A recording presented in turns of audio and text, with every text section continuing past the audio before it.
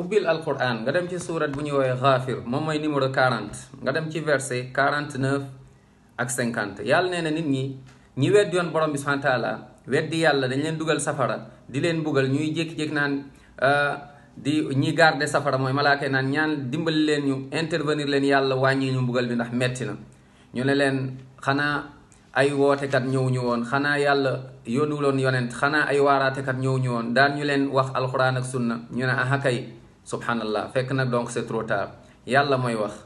ubbil alquran surat Ghafir mooy saar numéro 40 nga dem ci 49 ba 50 yàlla mu ne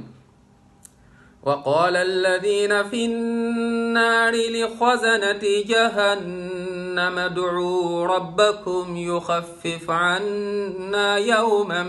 min alazab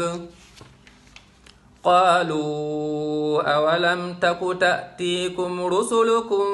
بالبينات قالوا بلى قالوا فادعوا وما دعاء الكافرين إلا في ضلال avant nag ñu yegg yowmal xiyaama ngay rëccu di jooy fekk c'est trop tard yaa ngi biir safara subhanallah nañu dellu gaaw ci jàngale yonent bi sallallahu alayhi wa sallam nañu dellu ci alquran ak sunna loolu rek moom mooy yoonu aljanna lu juuyoog loolu